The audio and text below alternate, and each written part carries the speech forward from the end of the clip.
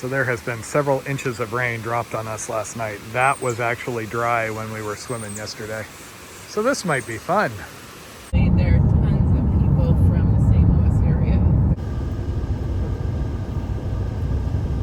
And we are back. We are fed. Some of us are so highly caffeinated, they're practically skipping. And some of us also showed a lot of motivation, but it was mostly in the disapproval department. Like, you don't need another espresso. We don't need to go to Starbucks as we're leaving. But fortunately, some of us live in the moment. And so we're like, no, we're going to embrace all opportunities. If we find any more coffee stops along the way, I'm also embracing those opportunities. Also, we found the best nachos ever. Like, this may have been actually better than Timberline. I'm used to finding like ultimate nachos, Nacho Supreme, and it's like 3 chips and some nacho cheese. They actually took us to a Mexican food restaurant that had trash can nachos, and I'm like, that sounds promising. It literally had a little trash can. Like, they mix it all in, they put it there, they pull it up, and then you have amazingness. It was great. Even better, I got to eat them all because it had like 3 kinds of meat.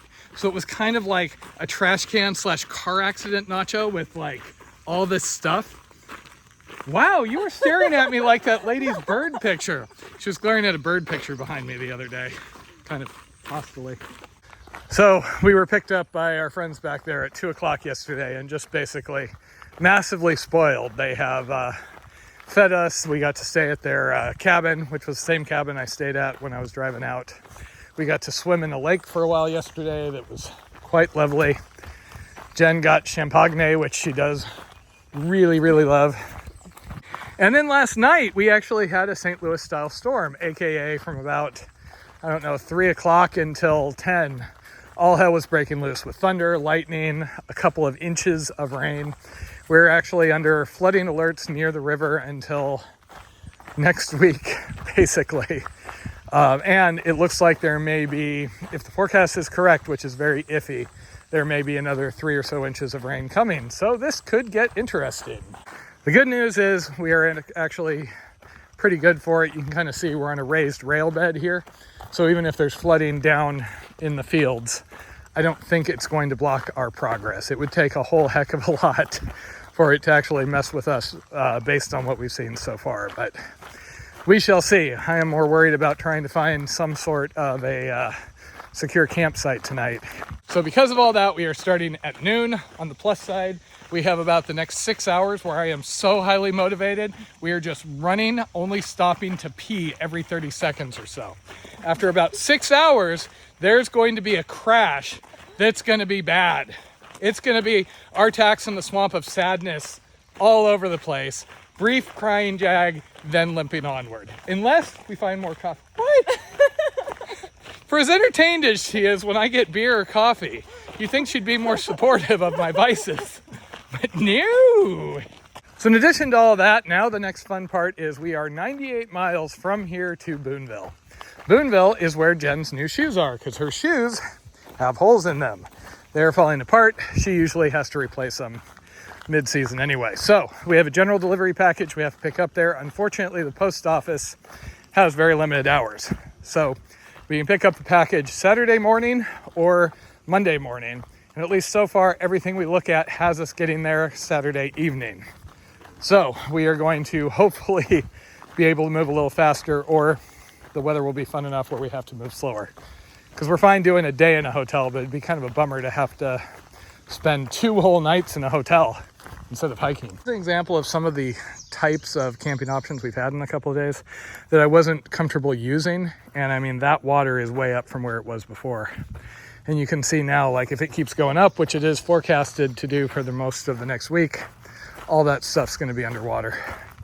So we might have to get creative here, or stay in a B&B or something. Because yes, this is what is happening now.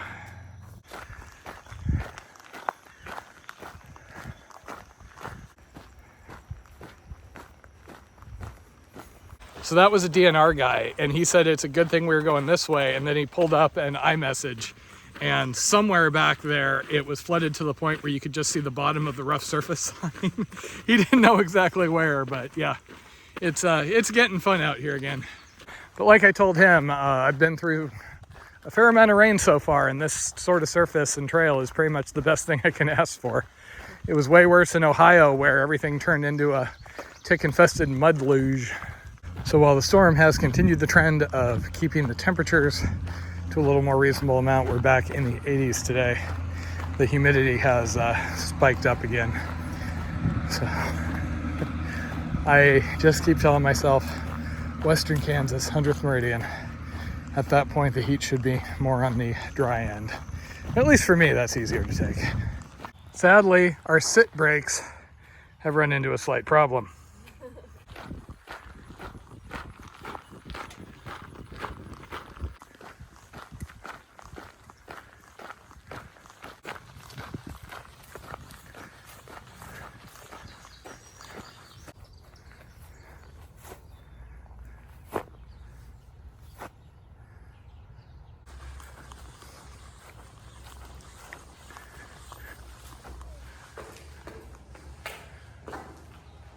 And once again, I am on guard and posting duty, and Jen is running over to the store there to grab candy, water, some taco seasoning, you know, the essentials for survival.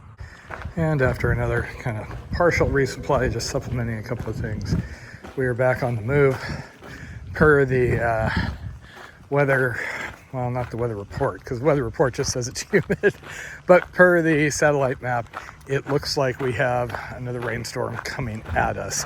We're just going to get caught by the end of another thing that's kind of barreling towards St. Louis.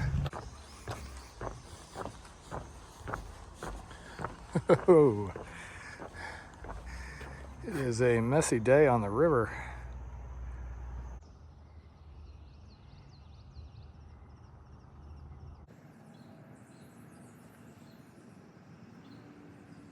At that last stop, we did some reading about some of the land ownership issues around the Katy Trail and some other rail trails like this. The overwhelming sentiment that we've seen in Missouri is people being proud of the Katy Trail, happy about it, excited about people using it, and so on. But someone had left a comment about some of the landowners having some anger or resentment about that.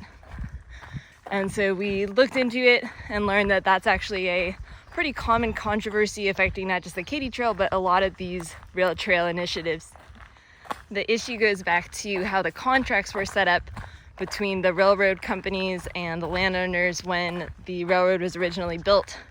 And this was in the time period like 1890 to 1905 or so. Those contracts were set up as easements. So the landowners were compensated at the time for the railroad to build the railway through part of their land, but the railroad didn't actually purchase the land from them. And most of those contracts had wording in them that the easement was only for railroad use.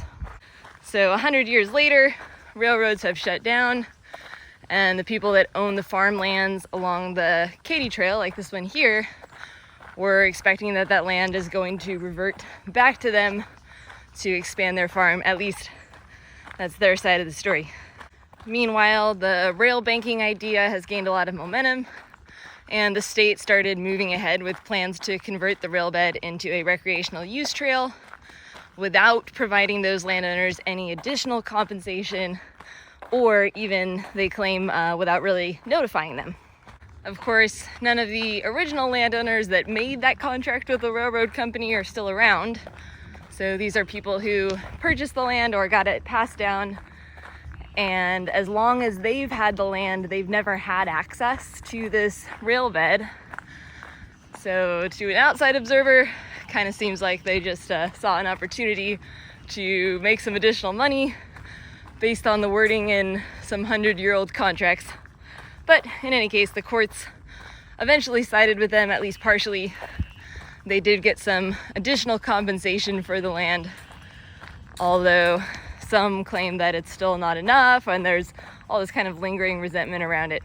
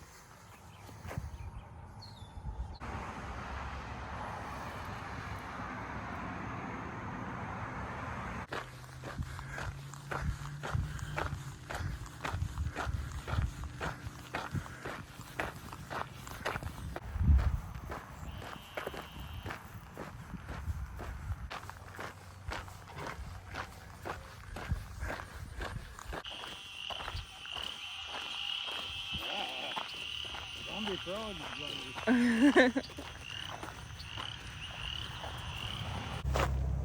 there, guy.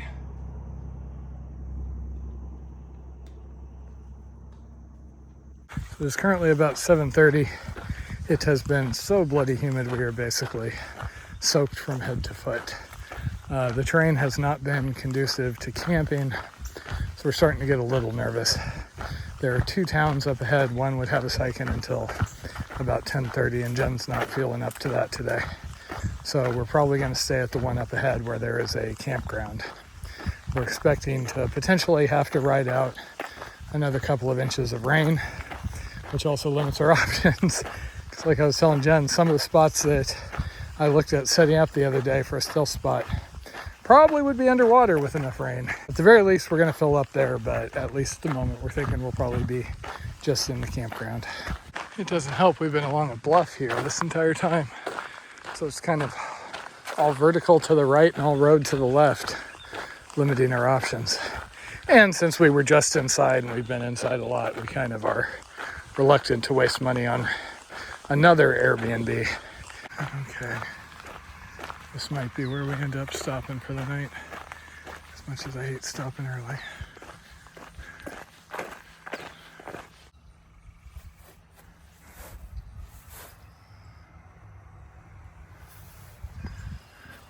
So sadly, that is a $30 air-conditioned cabin and a $75 standalone cabin, which we can't stay in because Blondie is mean. No, not for once. I actually would have booked the $30 cabin already and been sitting in my underwear on front of the AC. Unfortunately, the guy's not here, doesn't have the keys, hasn't cleaned it up, so we are rather SOL and having to stay at a campsite. The stealth camping has been few and far between, so on the plus side, it looks like we have this place completely to ourselves. I wonder why. What? Weather's fine. Tornadoes are all south of us. Yeah, we've only seen 1 or 2 people since we came back out here. And it's the day before 4th of July. And how much rain came down last night plus today? As somebody said, it's a shame we sold that canoe.